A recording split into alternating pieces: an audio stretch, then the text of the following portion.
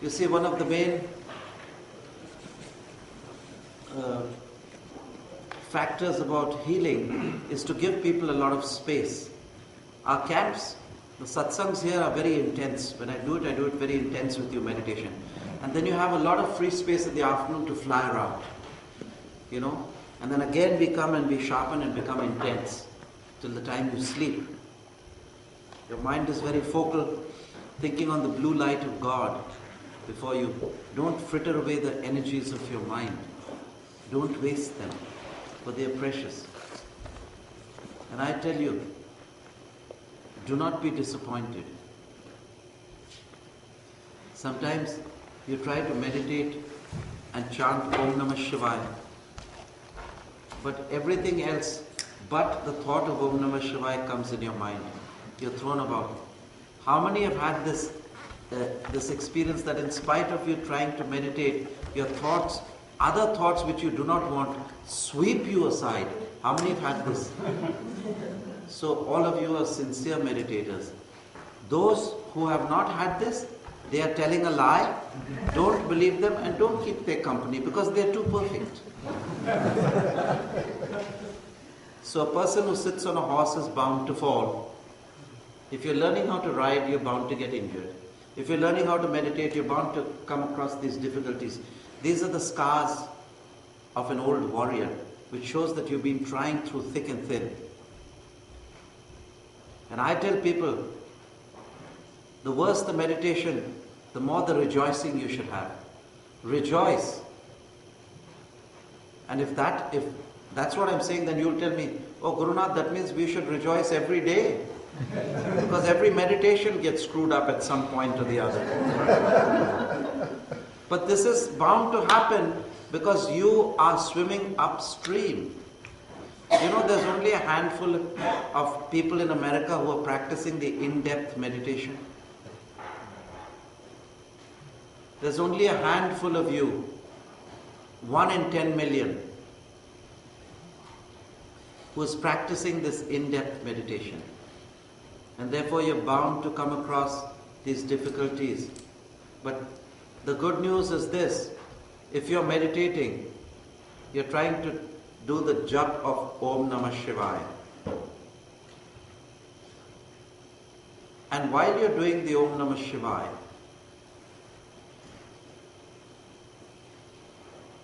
a picture of the goddess Saraswati comes. Now she's also a goddess, she's also divine.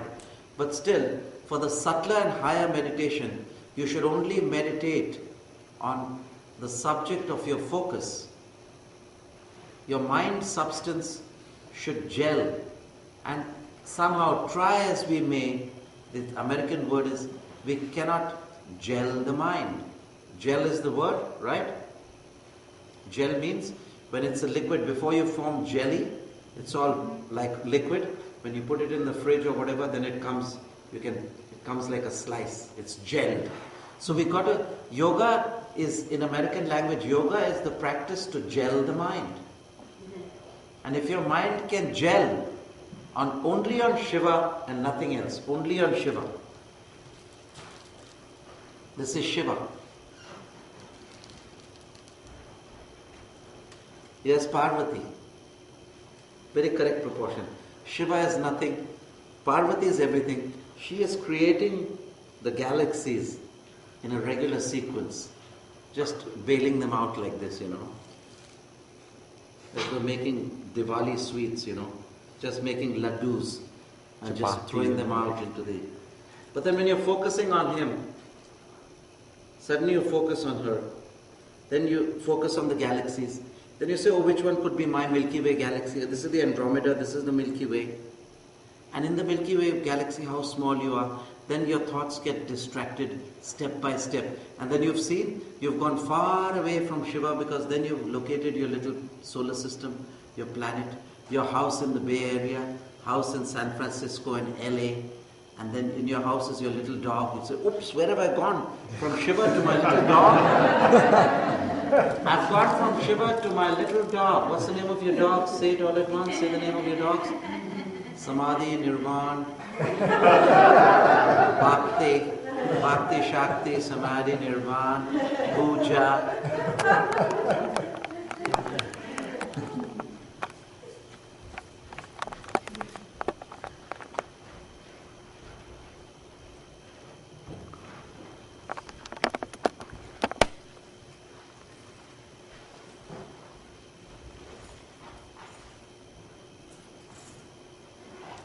Has everybody come?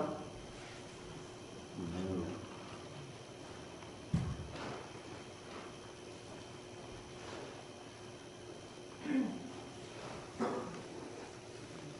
You keep noting the thing down, right, Dan? Mm-hmm. In the thing. Yanib's also got it here. You see, what I'm trying to tell you is that when you go to advanced meditation, when you try to bind your mind substance on a particular object, what is concentration? Concentration is binding your mind substance upon a single object, and the mind wanders again and is brought back to the single object. It wanders again and is brought back to the single object. This is called the effort of concentration, to bring your mind back again and again and bind it to the single object of your meditation. Is this description simple enough, or you want me to simplify it more? Aye? You cannot understand this. To whom is this description new? Raise your hands. Specific. I have not heard it. It's new to me myself. So I would raise my hands. Because concentration is usually defined as, concentration is the faculty of exclusive attention. Who has heard of this? Raise your hands. This is concentration. But this you have not heard of. That concentration is binding the whole of your mind substance upon a single object and bringing it back again and again to that object each time it gets distracted. This is very deep, and you've not heard of this, right? Because you do not know that mind... Okay, only one guy knows it. Mind substance is a vast ocean. Your mind is like the storm, like the hurricane Katrina. It's not organized, it's not gelled. Your mind is like the hurricane Katrina. No mind is organized or gelled. That's why we have what is called satsang, sitting in the company of a master, where he sits and you're looking at him. You have a connection with the master, an empathy, a unity with the master. And when you look him eye to eye and he goes into still consciousness, and your mind stills with his mind.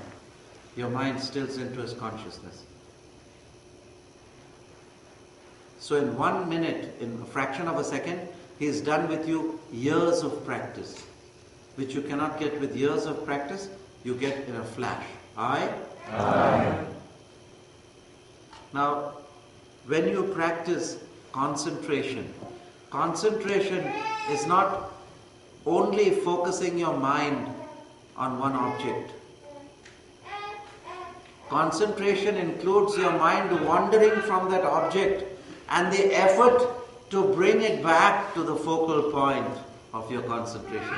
This is what you have not heard and known. Aye? Aye. This is never told to you by your teachers. Firstly, in Western education, they don't tell you what is concentration. They just say, come here, pay attention, pay attention. They just say that, right? That's what you know by concentration. Then you know that concentration is focusing on a single object. But that is not concentration alone. Concentration is the bringing the mind back, bringing the wandering mind back again and again and again, like a taught child, bringing it back to the object of your attention. When the mind is totally not wandering and is on the object of attention, it is flowing effortlessly. That is called meditation. Is the distinction clear to you? Yes. Even I thought concentration was when the mind flows on a single object without distraction.